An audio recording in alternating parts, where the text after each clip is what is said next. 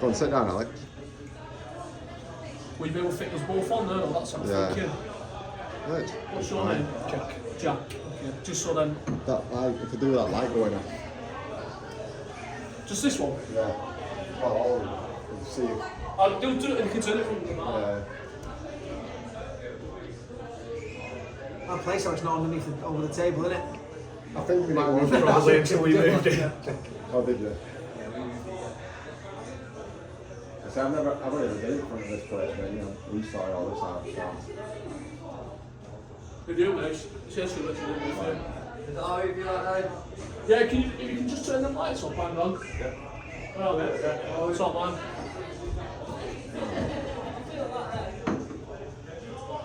It's all that girl, she was too busy flirting with lads at fucking bar. Mike Fish said, you should have told me earlier, I would have fucking come on here. He said it would have been decent, that. He would have just pecked your head, Mike Fish, so that's Mike Fish, innit? Yeah. He would have just pecked your head. Did you tell that Baldwin you'll come earlier? Yeah. What did he say? Nothing really, just to get the clothes on, get me out, get you that. He knows, like, I said to him a bit ago, because he mentioned it, he said, oh, I'll get you on when you were down there. And I was like, I'll speak to Lee, I was like, I'll leave that with you then, mate, if you said you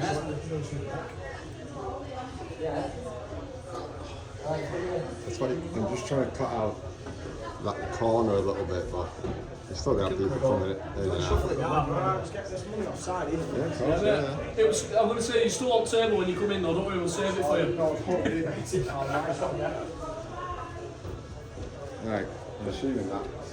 Actually, do it over City, because I can't see it with obviously all four in, but. And then like, yeah, Can you get all four of us in or not? So, oh yeah, boom, not better. What's your name, sorry, Jack? Are you alright? Yeah, you just asked him that. Oh no, I just didn't want to say the wrong name. I couldn't too many, couldn't cross too many names.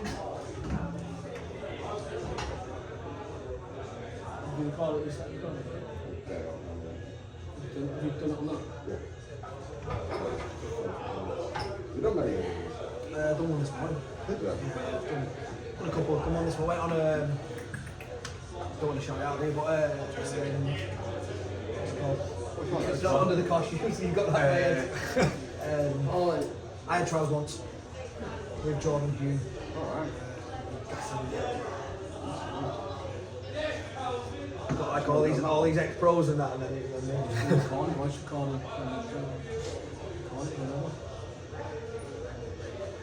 Okay, episode 5, we've got Lee and Jack. Welcome, lads. Cheers, cheers. How we doing? All good, all good. Had a nice day? Yeah, eventful, yeah. Pretty bad. He's just come back off holiday, so he's fine. I can tell you, Tan. Woke up in Rhodes this morning, so it's a bit of a change. From Rhodes to Viking Albion, Norwich. Okay, lad, when did it all start for you, Lee? In terms of what playing, Yeah, football, mate. football wise, how far do you want to go with that? When you started, when you first put pair of boots. I'm 40-year-old now, I can't remember. Yeah, it's gone quick, isn't it? So, no, the more recent stuff is probably my Daisy Hill type sort of affair. I started at Tempest actually when I was 16, so the funny thing is I played with Jack's dad, Steve Illy, so I was right back and Steve was centre half, yeah, at Tempest, 16-year-old, so it's been a nice little, he used to warm I used us to up. warm the keeper up, yeah, when I was probably about 8 or 9 maybe. Big tall ball though. Yes. Steve? Yeah. I played at Texas as well. Yeah. My dad is down at one point, so. Yeah, so I started there from sort of school, but yeah, I joined the army from 16, so I was kind of like, couldn't really commit to football at home, so I went on that route, working away weekends, and then during the week and then coming back weekends, so yeah, I was Tempest for a couple of years, and I think it was about 18, 19, went to Daisy Hill and stayed there for about 15 years, like on and off, so if you look at like, you can get the playing records up, can't you? I'll have like 5 games one season, 9 another season, 12 another season, 3 another season, because of like, if I was going away, going to like abroad with the army and stuff like that, so I wasn't available, but yeah, 15 years, on and off, and then I had a bit of a break really. Where did we play together? Was it Daisy, wasn't it? That would have been when? Going on as well, down there. Yeah, well, that would have been. 14. I was 17, 18, 19. Yeah, so that was back in the days. But I think it was around the time when you were touring. I remember a lot of stories. When I went to Africa, yeah. So and then come back and then and then I was in and out, weren't I? So there was a time frame there where I was just, because obviously Afghan was big at that time, so it was literally just like go, come back. So 6 months away, back, 6 months away, back. So, yeah, I was in and out, and I think probably 2015ish. I just started concentrating on work really then. Had a bit of a break, so just doing work stuff there. Yeah. How many games you played for them days then as a player? As a player? How many have you done? Did you have the ground then as well though? So Oh yeah, it was all yeah. I'm not that like it is yeah, now. yeah. No, like you never know, because sometimes you build, don't you, on your own? Yeah, it's 50, probably a 60, bit better now, but 50, 60, 40, 50, 60 games. Yeah. Are you what? I don't know, I'll probably play about maybe 100-ish. But I started at Coles when I was 17. The season at Coles went from Counties Division 1 as it was then to the Prem. Only it came from the youth team, so I played for the under 18s. And they took me into the first team for a couple of games through the season when there was short players and stuff like that. Then sorry, how old are you now? I'm 28 now. Was Cleggy manager? Cleggy was gaffer then, yeah. Just going to watch that. Yeah, so Cleggy was gaffer. He was gaffer then. I was there for kind of 2 seasons through the time we went from 16 to 18s in the youth league. And as I left that, then I joined Daisy Hill. Was there for a season and a half, and then moved to Darwin, then to Squires Gate in the Counties Prem. I was there for about 4 years. Runcorn Town had about 3 or 4 months there with Matt Barnes and Richie before. And then they got sacked from that job, moved to Paddington, who are on high flying now at the top of the Counties Prem. And maybe about November 2 seasons ago, got on the phone to you, said I wasn't getting the game time that I wanted at Paddington. I was happy to drop down the league and just kind of enjoy football again, so I've been here for probably about 2 years. When you were at Coles, was that Culver and Glenn Yeah, Matthews? Culver, Glenn, Mark Battersby, all those, Good side, it was a very good team. Did well then. Yeah, they won the league. The first season that I joined, they won the league, and we played a couple of times the season after in the Counties Prem. But He that scored a lot of goals in though, didn't he, Culver? yeah, he had a good record. Him, Battersby was more though, wasn't he? Oh yeah, he was He was an animal. Was he the butcher? Was he? No, that's Tom Benford. Oh, is that the Benford? I knew one was the butcher. What's he called now? Robert Warrington, just like Ireland. Bernard Castle. Yeah. He was there, yeah. Well, his brother trained with us as well. His brother was pro at Barrow at the time. He came down pre-season, first pre-season session, and he was like a country mile better than anyone else on the pitch. And he hadn't done pre-season session. He just came down the week before they went back in, and the quality difference, even with the players that we had in that team, Culver, Bernard Castle, he was a country mile ahead of everyone else. It really showed the quality difference as you go into a pro. Some really good footballers at that level, though, isn't there? Like, if it's like me, or just don't know anyone. Sometimes people just need a bit of luck and a bit of a break, really. I mean, you look at Milenic Ali, who's at Luton, I think now. He was playing in the counties at Paddington 5-6 years ago. Come on, Lord at Charlie now, first team. Yeah, he's a good player. Yeah, he was there when he was 16. The thing is as well, it's difficult isn't it? Because there's like a grey area when you get a little bit higher. It's like, do I go a little bit further? But like they've got jobs on it. So if you're working full time and then you've got to commit, but then your wages probably don't match what you're earning as a teacher or a cat. So some people just want to stay a little bit lower anyway, don't they? Because they can earn probably in like the MPL and stuff like that. They can earn 300, 400, 500 quid and still work and get so they're on it. So whereas if they do go further and they're just getting football money, they'll be worse off. Well, I know a few people in the past and they train twice a week, play the Saturdays, and the wages they get is more than full time. Oh, yeah. So they're doing both, and it's just like. Some people in our league, that's probably not far off. It's pocket money, isn't it? Actually, it's football pocket money, isn't it, for your weekend while they want to do your family. So, going back to your army days, you used to play football, didn't you? Yeah, well, that's the only reason I joined the army. So like you've got every lad wants to be a footballer, don't they? So you go up to like 16. I was obviously like had that like ambition to make it as a footballer and all that sort of stuff. And I had like little trial at Blackburn, didn't get in. I was always just either not good enough or too small. So I was just like, and that's I accepted that. Do you know what I mean? So that's football it is. So I didn't get in anywhere, and then it was like the other option was go in the army. I was so like, you'll be a tracksuit soldier basically. So all you'll do is play football. If you're decent, you play football. And to be fair, the majority of my career, that's all I did, play football. So you're almost a professional level player in terms of the amount and quantity of football that you actually get. So you'd go and do stuff like you'd be going doing army stuff, but then someone would drive and say, right, we need to take Lee off this exercise. So everyone would be like in the field, all like camouflaged up and like ready to, and then they'd be like, I get in a car and drive off. Right, you got a game tomorrow. I'd be like, yeah, go and get a shower and that. And that's what it did. And there's a load. It's properly changed now. Like it's nowhere near like that anymore. But it was massive, like football and sports and massive. Yeah. So especially in my early days, before you get into like the serious throes of your career, where you're taking it, you know, going up the ranks, it's a lot more sort of sport based and sport oriented. So yeah, I used to my sort of routine would be train Monday morning football, go 8 till 10. Go to work, train Tuesday morning 8 till 10, we'd have a game on Wednesday afternoon, we'd do a recovery session or light training session Thursday morning, and then I'd play for like the core team or whatever on Friday morning, Friday afternoon. So literally it was just like a full week of football, which was obviously nowhere near the standard of like the standard of army sort of football. It's probably step 6, step 5, step 4 levels, do you know what I mean? So who would you play then? So you play against, so I'd have like, my regiment would play against other regiments, and then you'd have like, it's a bit like a tiered system, so you'd have all these regiments where there'd be like a few hundred people on each camp, they'd play against different camps.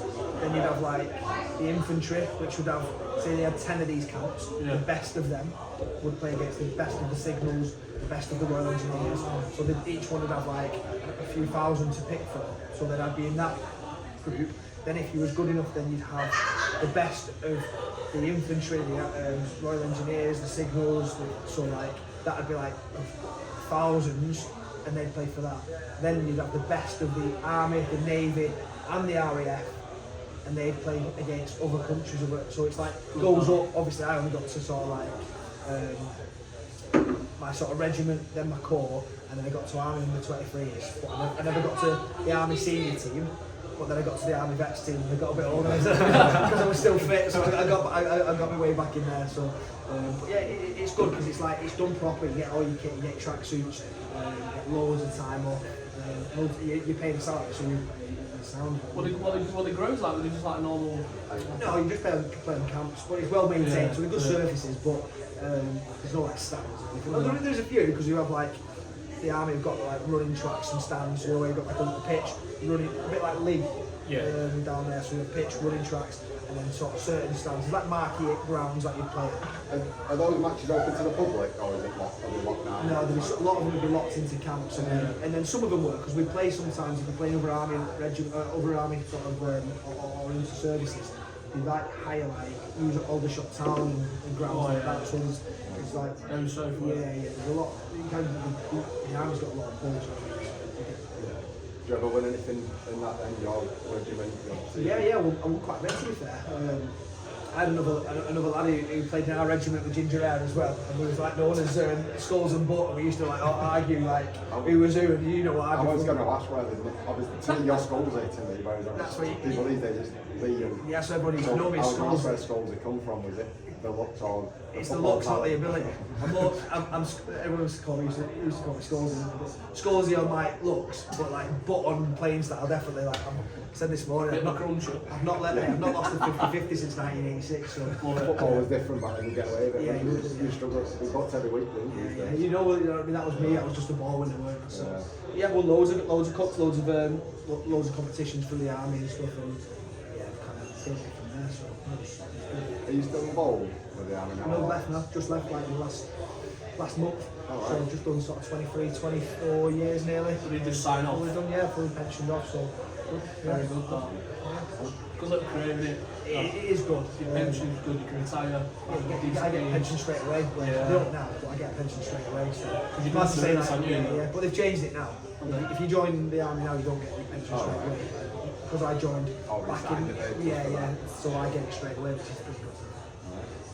What you plans for the future? I'm sure you've got some things going on. I've got a little bit. We've got a bit of time now, haven't I? So yeah, no, I've got stuff going on. So got the clothing brand that we're sort of lifting up, and then yeah, just.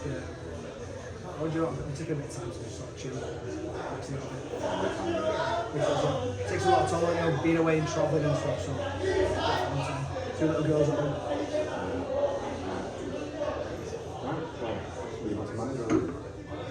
Let's move on to management. You went in basically as assistant while Leighton was manager? Yeah. Was that your first role in management, or have you been After army? kids football? Oh, so I've done some, yeah, I've been through a lot. I went through the process of like player manager, manager, that type of thing, and then obviously Leighton ran me, didn't he? So just said, I've got the manager's job at Daisy Hill. Do you want to come in as assistant? You'd have been at Paddy and there, would you, at that time?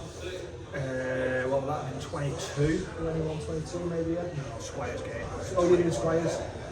So yeah, he just rang me, asked me to go in, and at that time I had a bit of a break, sort of 15 to 20 from sort of non-league football and coming back home, getting involved in it. And yeah, I went into it. I said, you know what, let's give it a go. So I went in as assistant manager there in that first season. I learned a lot, to be fair. I learned a lot of. I think it's good, and you'll know. Obviously, Jack's been an assistant this season, and you'll know it's a good place to be in that assistant manager because you get to put a good arm around the lads. You get to. It's not my fault. It's the manager. But It's good cop, bad cop in it. Do you know what? When I brought him in as assistant, I was like, he'll be good cop. I'll be bad cop. But then he turns out as a player, because we'll go into it in a bit. But coming from as a player, got injured. Into the coaching staff and into assistant manager, and I'm like, I'm gonna have to be bad, good cop here because he's turned into bad cop. So yeah, it was. He's doing own work, doesn't it? You learn a lot. I mean, what do you learn as assistant manager?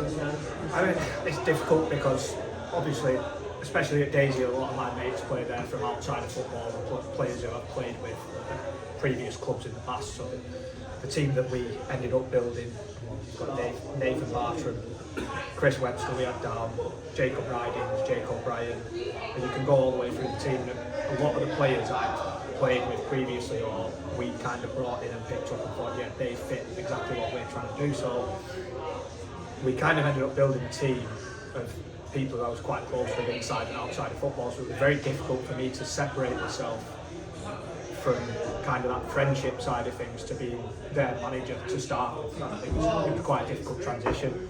There's a hell of a lot more done behind the scenes than what you think. Obviously the time and effort that Lee puts into it is probably far beyond any manager that you'll get at counties level. Cutting the pitch, marking the pitch out on a Friday night, Saturday morning. Don't think anyone else does that.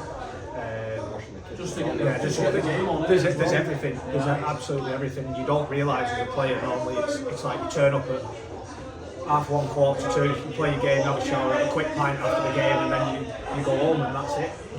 It's quite easy to switch off, whereas when you're part of the coaching staff and management team, it's like constant. I speak to him more than I speak to anyone else. People at work, mates, I'm on the phone to him more than anyone, so it takes up a lot more time than what you probably appreciate as a player, which is a nice side of it for me to see, really, because I'd always like to be involved in the coaching side of things. If I go back to playing, I'm kind of just getting to the end of my recovery stage now with going out, did my ACL at the back end of the season before last, so that's taken me about 12 to 15 months to get back to normal. You've done a situation now. I don't know if it's ACL, I'm still waiting for it to confirm for me, but I'm only 9-10 weeks in. Yeah, I had my op in August 24, so I'm just coming up to like just past the 12-month mark. I don't think I'd ever go back to just purely being a player now, just for the appreciation that I have for this side of it, as well as the player. So yeah, that's kind of the way I've approached it. And tried to pull everything that I've had over from managers over previous years. And obviously you have some that come in and every half time is kind of like hairdryer treatment, and sometimes it isn't.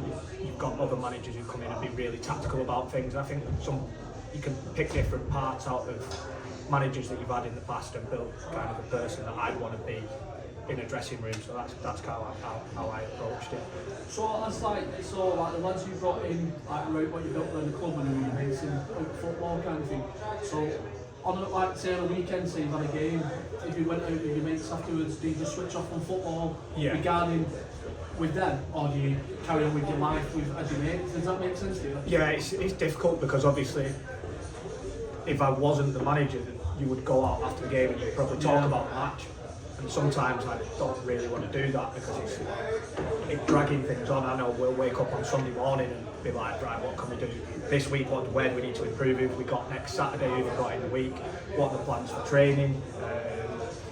So for me, it was a little bit more of like switching off and not going into too much of the football side. I mean, if we were away from home, I'd car share with either you or Jacob Ridings, who's one of the best mates. So you kind of get that conversation out the way on the way home, and then when you go out for a pint, you talk about anything other than the game. Yeah, I'm going to say, does it always involve football out then, or is it not? Or just talk about your own general thing? Yeah, I mean Premier League and any other kind of football other than what we're involved in. You've got to switch off, like, you can't just keep it with me. It's 12 hours after the game where you kind of need to digest everything that's happened and you approach it fresh Sunday morning. I mean, but I think that's probably part of the benefit, the joy of being an assistant manager. Yeah, I agree, As a manager, you don't. So obviously, a family is well different. Yeah. So you'd obviously go out a little bit more with you and whatnot. But as a manager, that's the biggest difference I saw from being an assistant manager is it doesn't affect you as much as being a manager. Yeah, because you're obviously a little bit more involved. But Jack makes a good point. Like taking little bits from different people. I kind of, once me and Leighton went our separate ways and I left Daisy Hill that year, that season, I went to met Kyle Hall, who's a good friend, and he works at the football academy in Radcliffe, and he got the opportunity to go into Clitheroe, who were in the NPL West. He goes in there as a joint manager. We become friends, and he said, I'm going in as a joint manager, but the other joint manager is a player as well, so he'll be playing. Do you want to come in as my strength and conditioning coach? But as that, you'll be in the technical area with me. You'll be my assistant. So I went in and took that, and I kind of had a feeling that I would end up getting the Daisy Hill job. I knew that I would be able to put myself in if the opportunity came up to put myself in the running for that job. So I took that opportunity because, like, I've never played NPL, so I'm at that level. Do you know what I mean? So I wanted to go and absorb everything I could from there. So I went in at Clitheroe, was on the touchline, and that's when I properly got a feel for higher level sort of professionalism in a football capacity, because I've got it in the army and in the military, and that's my thing. I love the professionalism side of anything, but to see it there, doing the pre-match analysis, going into training and doing the first 30 minutes, we sat there doing opposition analysis and debriefing from your last game, watching videos, picking up points, looking at the stats from your running and picking that sort of stuff up, just going into all those finer details that you don't at the sort of lower echelons of the game. So I enjoyed that, and then I just went to that role to just be a sponge. And I thought, I'm going to learn. Kyle's your 8th grade coach, really good guy, really good coach. And I just thought, I can learn from this and take that with me. So I took that, and then Kyle and it's a funny story actually. So it's kind of gone 360. So Kyle and the joint manager at the time had a bit of a fallout. Again, a bit of politics, and I won't really get into it, but they ended up being a meeting of me, Kyle and Dave Turner as well, who's at CMB now. He was the scout there, so there was us three who got brought in.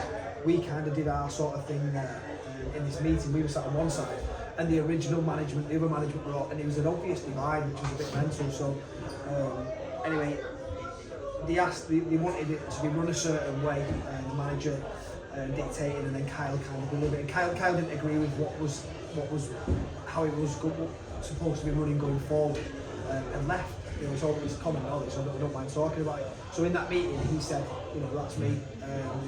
I'm not playing by them rules. That's not what I've come in to do. I'm a highly qualified coach, and that's what I was brought into as a joint manager. You're not allowing me the freedom to do that. So he said, that's me gone. So he got up in that meeting and walked and left. And I'm a really loyal person, and Kyle brought me in, and even though I was getting paid and I knew I was going to give up money, I just stood up and said, if Kyle's gone, I'm gone. So I walked out in the meeting and followed him at the same time, and then Dave Turner was like, yeah, same. And so me, Kyle and Dave left. And it's gone 360 because you know, my coaching team kind of did the same with me, which you know, I'm sure we'll talk about. But he then got the job at Radcliffe as a coach. And because of the loyalty that we showed him, he took us into Radcliffe, which was a league higher, the NPL Prem, which again, I'm in the changing rooms there, in the dressing rooms with Colin Hendry, who was a coach there, Bobby Grant, obviously ex-pro, lads like Nicky Adams, Luke Joyce, all these like big names there. So again, I'm there just thinking this is unbelievable for my own personal development. I'm learning, so I was just like soaking it. I've got a notebook, like I was just writing everything down. Like, So what are you doing? yeah, of course it is, the finer details, and like Jack said, you're just picking little bits off every person, and you take some stuff in, you discard whatever you don't need, and you shape your own sort of style and your own sort of management skills off that. And you know, my sort of thing is, I'm big on man management. I've never professed to be a coach. I don't particularly enjoy coaching because I've been a PT and a fitness instructor, and all I've done is coach, and I just didn't want to get involved in them planning sessions and doing that, you know, especially as well. And I've only played, you know, I'm brutally honest, you know, I've only played at the counties level. So then I'm asking, am I coaching lads who you know, playing at a higher level than me? So I know you can get away with it, and it's not all about that. It's about the knowledge and stuff. But I sometimes think it's a little bit of credibility on that side. So I'd rather put a team around me who are experts in their field, and rely on them and give them the sort of creative freedom to go and do, you know, put it out there. Coaches coach, managers, physio do that, and not really step on anyone's toes. And it's that collaboration of a team that creates the success. So yeah, you know, we left Radcliffe. The manager got sacked, and we left. And after I got offered the Daisy Hill job. So who went in the Daisy Hill after that? Me. So you went straight in. Anyone else there? Right. So going Daisy Hill, what did it start in the year of that? 22, 23. 22, I think, yeah, 22, 23 season. At which point are you playing there? No, I was halfway through the 23 season when Brownie was assistant. Tom Brown. He's top lad, Tom. He is, yeah, really good lad. He was my first assistant, so I've had to kiss a few frogs to get a chance into what I mean. Dave Turner, I'm joking. Yeah, you know, Brownie's that's a step away from family commitments, but really good lad, top lad. Again, Dave Turner as well. You know, we went to coaches down at CMB and stuff, so really good. But yeah, it was a bit of a crazy one because you weren't obviously there at the time, but again, I just sort of navigate carefully what I'm saying. But the team that was in place when I took over were paid from other sources, so there was good money being paid. It wasn't from the club, but other sources were funding the playing budget, which lads were on good money, really good money. When I took over the club, took over the management, I got told there's no budget, and listen, I've got a good relationship, or had a really good relationship with the club, and for that time period of the first couple of seasons, they give me the majority of what I asked for. And we're not I'm not a needy manager. I wasn't asking for much, and the budget we got given was £10 a point. So 30 quid for a win, £10 for a draw. Per player, yeah. So the club's never paid before, so that was a big step forward for them, and it was a big step forward. We never get anything, did we? So it's the first time, so the club did that. But what happened was, I booked a cafe out, and I pretty much sat here like this with Tom Brown at the time, and we had 15-20 minutes with every single player, and we had a discussion and said, right, what are your plans? Do you want to play for Daisy? And pretty much everyone said, what are you paying me? And I said £10 a point. and they just went, thanks but no thanks. Honestly, I could have had a voice recorder, recorded the same conversation, put it there and walked off, and it would have been the exact same thing. So pretty much everybody walked off. Not anything. Just I get it. You're asking people to give up, and I won't go into specifics, but a lot of money, you know, at that level. To then come down, so you know, I can't say to someone that's not good from you, like fair, you know what I mean? It's your individual circumstances. So that money will pay for someone's car insurance or pay a loan off or whatever. So you know, plus you know, so you kind of get it. So it was one of them where we had to literally build from nothing, and the team that we kind of assembled should have gone down, 100% should have gone down. Right? That season, how we did not get relegated is. It's not beyond me because I knew, you know, we back ourselves and we knew what we did, but we finished mid-table, and it was all about just staying in the league that season, and we managed it. And obviously that was when Brownie was in charge, was as assistant. Then we moved into the second season where Dave Turner came in. Was he scouting then or through man? He wasn't really scouting for us, but he's a good friend, so he was obviously helping out. But bear in mind, he's scouted for the NPL for Radcliffe Clitheroe, so the players he knows aren't going to be any use to us because they can't afford to pay them wages. So he was saying that, and to be fair to him, he said Talbot actually. He said, have a look at Ryan Talbot. He's a good player. Yeah, and I know, you know, there's a bit of sort of history between us, and you know, we're not on talking terms, but it's, you know, I've got no bad blood or anything like that, and it's one of them where, you know, he done well when he came in, and Dave put me in touch with him, so we brought him. So he was one of the first people we brought in, and you know, we assembled a team. Like I said, stayed in the league.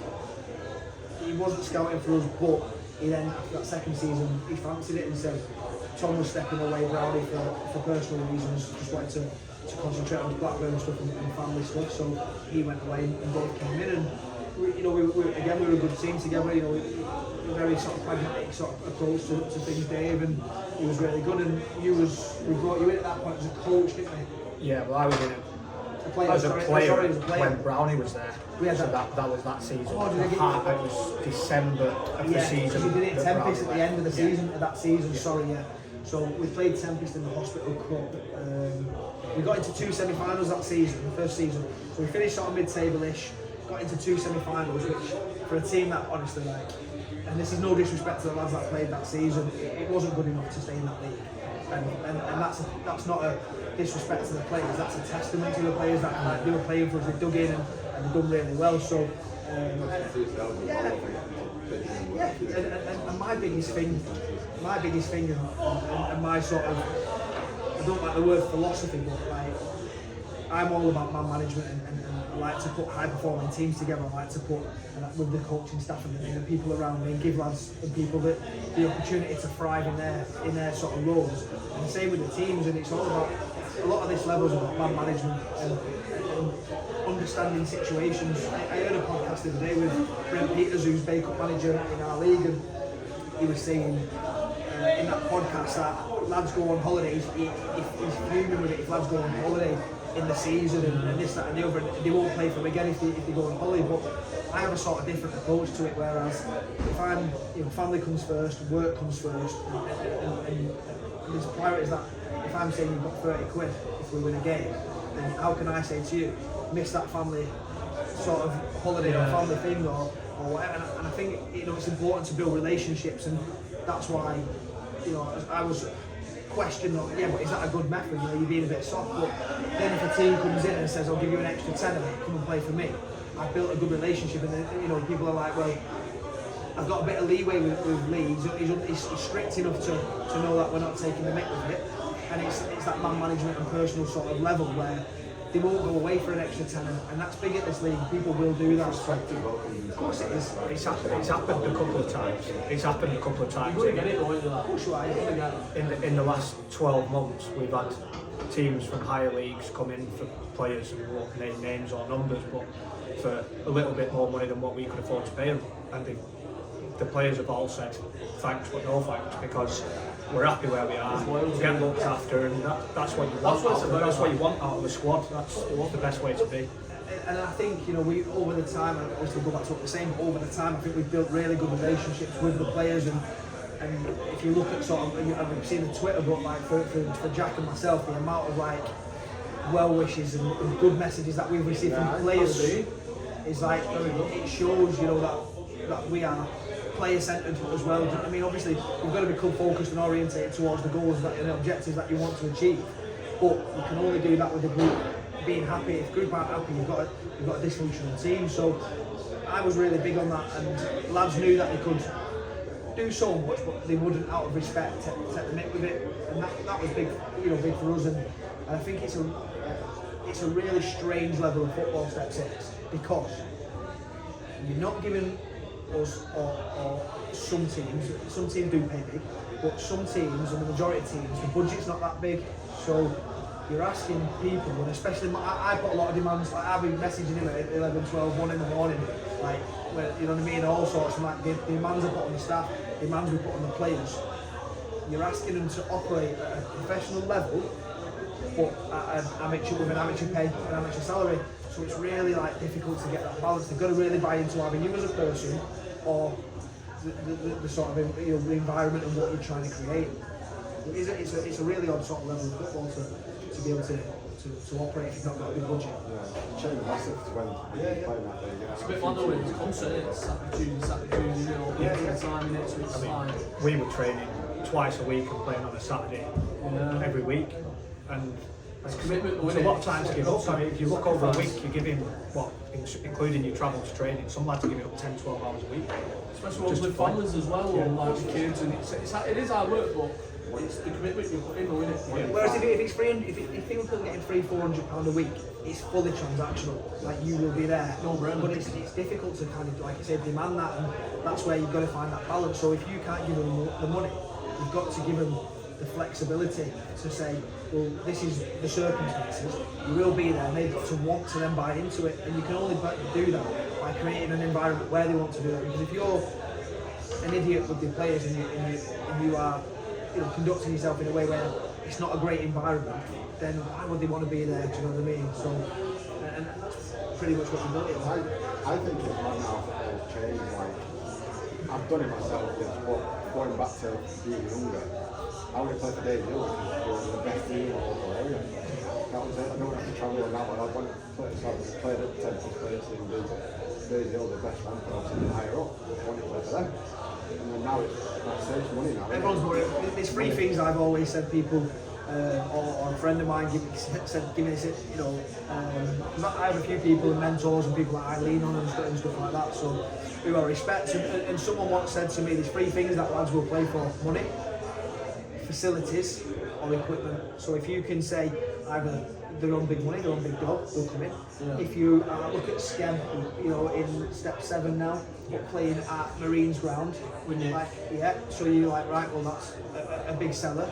Or you're getting your tracksuits, your VO, all these little bits and bobs and that you wouldn't get amateur. They're the three things. I want, like, not the three of them, but out of the three, there's three there. Three there, Definitely, like, right, yeah, they've got some nice, everyone's training, playing the same year, whatever it be. So we couldn't offer the money, so that was obviously out of the question. So I went, you know, Danny Wilkes, a friend of mine owns Capo, and we went and got the tracksuits from Capo, got all the training gear, got a VO, got the vest, got the pods, got all that type of stuff, and created that. So we know the money's not great. You've played at Daisy Hill, the facility is not, it's tired. So sort of the pitch isn't great. It's known. So we had to make it built on teamwork, that sort of team ethos of people wanting to be a part of something, and obviously the other things that we could build with, like the tracksuits and stuff. So that was the big thing really, and you know, we done really well in that second season. So Jack got injured against Tempest at the end of that season, at the semi-final, one of the semi-finals. Like I said, we got into 2 semi-finals that season. Tempest, you was right in front of the dugout, weren't it? You got Hospital Cup, you done your ACL. Yeah. It wasn't even bad. It was like probably just bad luck, to be honest. I was shoulder to shoulder with someone. I probably pushed off with my wrong leg to like bear the weight, and it's just kind of, without going into too much detail, thigh bone's gone over shin bone, pulled my ACL, cracked my thigh bone at the bottom, so I couldn't have an operation for about 3 or 4 months until that healed. And did tore my MCL as well, so I did a right good go at it. But that was, as soon as I did it, I knew I'd never felt pain like that. It was, I went back. it's like hyperextended.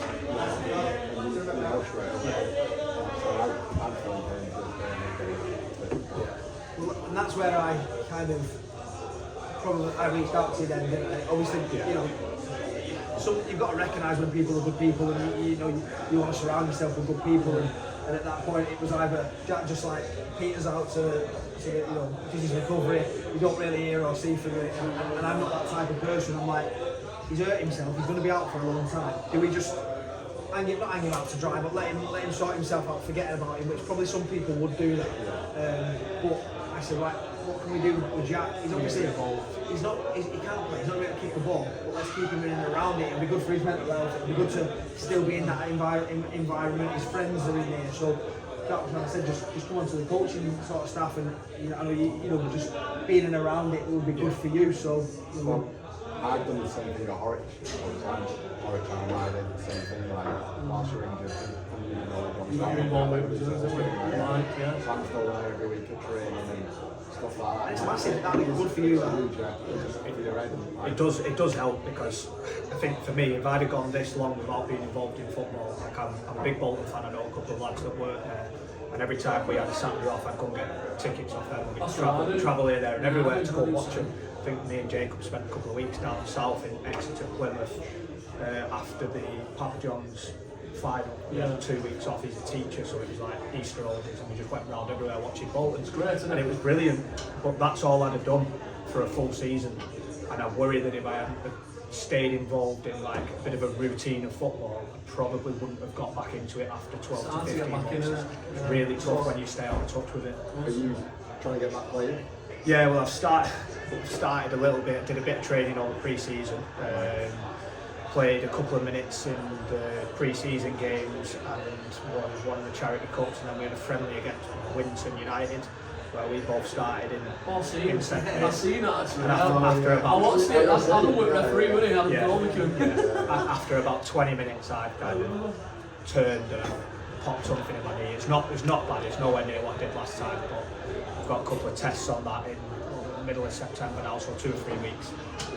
Go back, make sure I've not done anything serious to it, and then I'll start building myself up and try and get back playing again. It's hard in your head, isn't it? Yeah. Like, I'm not recovering that yet, but even like kicking a ball, your man stood on my one leg, It's just mentally, I can see how some footballers will do like a major injury, and they're not the same player after it. It's that heavy. I think the one thing that sticks out, I think Tyrone Mings did his ACL, and he was out for, I mean, football's come back obviously quicker, they'll get looked after every day. I think he came back after about 7 or 8 months, and on his second game back, I think he did what I've done. And obviously, because you're not using your legs football-wise for such a long period of time, you're going to pick up little injuries after the fact of coming back. And he kind of walked off limping, holding his knee, and I think maybe just a bit of a twinge or a strain on MCL, and that was it. But that's what, and then from there we went on to, so you're involved in the coaching, and you know, obviously that was good for you, and Dave Turner was assistant manager. So just going into the 23-24 season. Yeah. So then we sort of identified our objectives. I had a little team meeting, we knew what we wanted to do. We targeted the hospital cup and the charity cup, and we wanted, again, just to improve on the last season's league finish. So that was the aim. Obviously, we've still got no money, we've still not really got it. To give us a little bit more money, because we were to specifics. 300. Yeah. The club, which was good because we went from win bonuses pretty much. Is there still Bob Little in charge? Graham was my manager at under 15s, so I forgot, known him for a long time. So we went from like win bonuses to then we got £300 a week, which again is a lower level sort of in that league budget. But it's progress, the club are supporting and backing us, and that's when sort of Dave and we got into 2 semi-finals, so the idea was, right, we need to go one further, higher league finish, win at least one of those courses and go further. So that was the objective for that season, and that's where Dave stepped away early on. Yeah, probably about September, October time, I think it was. Yeah. And we sat down, me and Dave had a chat, and we said it's a natural sort of, it's not even a conversation, like he needs to come in. So Jack's obviously played counties for a long time.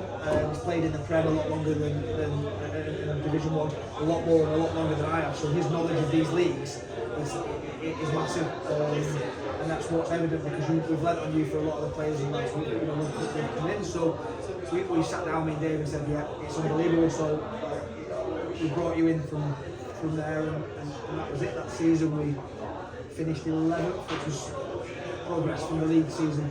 Finished the season before. We got into the 2 finals, won one, lost one, and it was the back end of that season we brought Aaron in, didn't we?